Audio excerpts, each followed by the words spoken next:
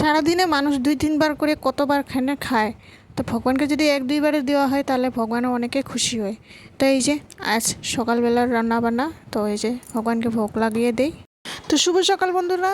তো এই যে আজ সকালের দিনচর্য, সকালে গরম জল 1 গ্লাস জল দিয়ে, সকালে 1 গ্লাস জল খেয়ে তারপর সারাদিনের কাম কাজ, তো ভগবানের কাজকর্ম এখানে করে নিয়ে, তো ভগবানের পুজো সুজো সেবা দেওয়া হয়ে গেছে। তো ভগবানকে এই যে প্রসাদ দিয়ে দিয়েছি।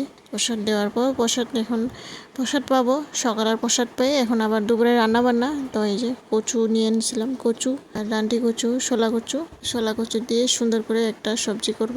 তারপর এদিকে আমি ডাল সেদ্ধ করে নিয়ে এসেছিলাম, ডালটি সেদ্ধ করে রেখে দিয়েছি। তারপর এটাকে আগে সবজিটি রেডি করলাম, তো সবজিটি বানিয়ে নিই।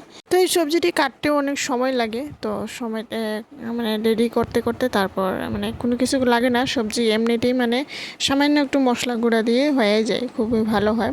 তো এই সিজন কচুরের সিজন, তো কচুয়ে মানে কতগুলো খুবই ভালো সবজি ভালো হয় বানাইতে।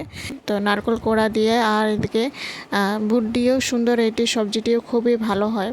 তো এই যে সুন্দর সেদ্ধ হয়ে গেছে, সবজিটিও হয়ে গেছে, সুন্দর মাখামাখি করলাম। তারপর এদিকে আবার ডালটি সম্বার দিয়ে দিব।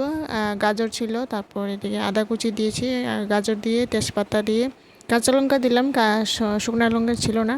তারপর এই যে পাঁচফোড়ন দিয়ে আমাদের এই যে ডালটিও সম্বার দিয়ে দিই, ধনিয়া পাতা দিয়ে দিই, সামান্য একটু ঘি ছড়িয়ে দিলাম। আদা ফলা মূলা ছিল, তো মূলা দিলে মানে ডালটি খুব সুন্দর একটা সেন্ট হয়ে আসে। তো মূলাটি সুন্দরভাবে কেটে আমি এই যে সেদ্ধ দিয়ে দিয়েছি আগে। তারপর এখানে আবার দুপুরবেলা ভগবানকে ভোগ লাগিয়ে, তো আজকে দুপুরের প্রসাদ পাবো। তো এই যে ভগবানকে দেওয়া হয়ে গেছে।